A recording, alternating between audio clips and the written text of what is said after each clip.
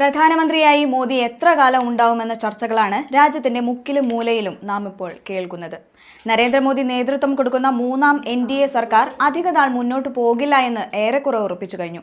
അത്തരത്തിലാണ് മോദിക്ക് നേരെ നടക്കുന്ന നീക്കങ്ങൾ, അല്ലെങ്കിൽ അതിനപ്പുറമാണ് മോദി നേരിടുന്ന വെല്ലുവിളികൾ എന്ന് പറയാം.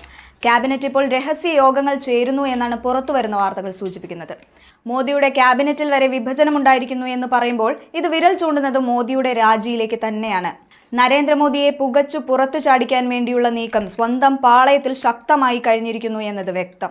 അതായത് സഖ്യകക്ഷികളായ ഐക്യ ജനതാദളും TDPയും ഈ കാര്യത്തിൽ വളരെ തന്ത്രപൂർവ്വം മോദിക്ക് ബദലായി ഒരു തീരുമാനമെടുക്കാൻ ആലോചിച്ചിരിക്കുകയാണ്. ഇതിന് കാരണമായി അവർ പറയുന്നത് നരേന്ദ്രമോദി ഒരിക്കലും അവർക്കൊപ്പം നിന്നുകൊണ്ടുള്ള തീരുമാനം എടുക്കുന്നില്ല എന്നതാണ്. ഐക്യ ജനതാദളിനും TDPക്കും കാര്യമായ വകുപ്പൊന്നും നൽകിയില്ല എന്ന് മാത്രമല്ല, അവർക്ക് NDA മുന്നണിയിൽ വേണ്ടത്ര പരിഗണന നൽകാതെ പരമാവധി മാറ്റി നിർത്താനും നോക്കുകയാണ്. പ്രത്യേക താല്പര്യത്തിന്റെ അടിസ്ഥാനത്തിലാണ് നായിഡുവും നിതീഷ് കുമാറും BJPക്കൊപ്പം നിലനിന്നു പോകുന്നത്. അതേസമയം ക്യാബിനറ്റിലെ രഹസ്യയോഗങ്ങൾ ചില പ്രത്യേക സ്ഥലത്ത് വെച്ച് നടക്കുന്നു എന്ന വാർത്തകളാണ് പുറത്തുവരുന്നത്. ഇത്തരം നീക്കങ്ങൾ പ്രധാനമായും ഔദ്യോഗിക പക്ഷത്തിനെതിരെ നീങ്ങാനുള്ള ആയുധമായാണ് അവർ കാണുന്നത്. അമിത്ഷായെയും നരേന്ദ്രമോദിയെയും ഒതുക്കേണ്ടത് നിലവിൽ സഖ്യകക്ഷികളുടെ കൂടി ആവശ്യമാണ് എന്നുള്ളത് കേന്ദ്രമന്ത്രിയായ നിതിൻ ഗഡ്കരിക്ക് നല്ലതുപോലെ അറിയാം. നരേന്ദ്രമോദി കേന്ദ്രത്തിൽ നിന്ന് മാറിയാൽ ഇപ്പോഴത്തെ സമ്മർദ്ദങ്ങൾ കുറയും എന്നാണ് BJP നേതൃത്വത്തിനുള്ളിൽ തന്നെയുള്ള സംസാരം. ഇതിന്റെ അടിസ്ഥാനത്തിലാണ് ക്യാബിനറ്റിലെ രഹസ്യ യോഗങ്ങൾ മോദിയെ ഇനിയും വെച്ചു വാഴിക്കേണ്ട കാര്യമില്ല എന്ന ചർച്ചകൾ പുരോഗമിക്കുന്നത്. നരേന്ദ്രമോദി 2 തവണ പ്രധാനമന്ത്രിയായി, 3-ാം തവണയും അതായത് BJPക്ക് കേവല ഭൂരിപക്ഷം ഇല്ലാതിരുന്നിട്ട് കൂടി അദ്ദേഹം അധികാരത്തിലേറിയിരിക്കുകയാണ്. ഇങ്ങനെ അടിക്കടി അവസരങ്ങൾ മോദിക്ക് നൽകിയാൽ എല്ലാ അർത്ഥത്തിലും മോദിയും അമിത്ഷായും BJPയെ പാടെ വിഴുങ്ങിക്കളയുമെന്നാണ് ഗഡ്കരി പക്ഷം പറയുന്നത്. ആ അവസ്ഥയിൽ നിന്ന് പാർട്ടിക്ക് മോചനം വേണം. BJP നേതൃത്വം 2 ആളുകളുടെ വ്യക്തി താല്പര്യങ്ങൾ മാത്രം മാനിച്ചുകൊണ്ട് മുന്നോട്ട് പോകുന്ന പാർട്ടിയായി മാറരുത് എന്നും ഗഡ്കരി പക്ഷം പറയുന്നു.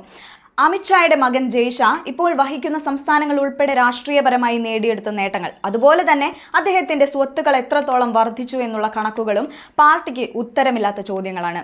ഇത്തരത്തിൽ സ്വജനപക്ഷപാതം ചെയ്യുന്ന നരേന്ദ്രമോദിയെയും അമിത്ഷായെയും ഒരു രീതിയിലും മുന്നോട്ട് പോകാൻ അനുവദിക്കരുത് എന്ന മുറവിളികളാണ് കേന്ദ്ര മന്ത്രിസഭാ ക്യാബിനറ്റിൽ ഇപ്പോൾ ഉടലെടുത്തിരിക്കുന്നത്. അതിനു വേണ്ടിയുള്ള രഹസ്യ യോഗങ്ങളാണ് ചേരുന്നത്. നമുക്കറിയാം, 2024 സെപ്റ്റംബർ 17 നരേന്ദ്രമോദിയുടെ 74-ാം ജന്മദിനമാണ്. അതിന് മുന്നോടിയായി തന്നെ കാര്യങ്ങൾ തീർപ്പാക്കാനായില്ല എങ്കിൽ മോദിക്ക് 75 തികയുന്നതിന് മുൻപ് തന്നെ പ്രധാനമന്ത്രി സ്ഥാനത്ത് നിന്ന് നീക്കാൻ വേണ്ടിയുള്ള ആവശ്യങ്ങളാണ് ഉൾത്തിരിഞ്ഞു വരുന്നത്.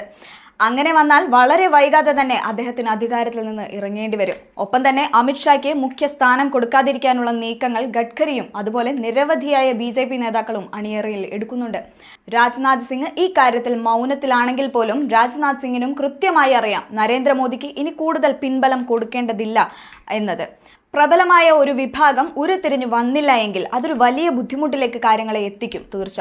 അതുകൊണ്ട് തന്നെ മോദിയുടെ അധികാര കസേര ഇനി കറങ്ങണമോ വേണ്ടയോ എന്നുള്ള കാര്യങ്ങൾ BJPക്കുള്ളിൽ ചർച്ച ചെയ്യപ്പെടും. ആ കാര്യത്തിൽ യാതൊരു സംശയവും വേണ്ട.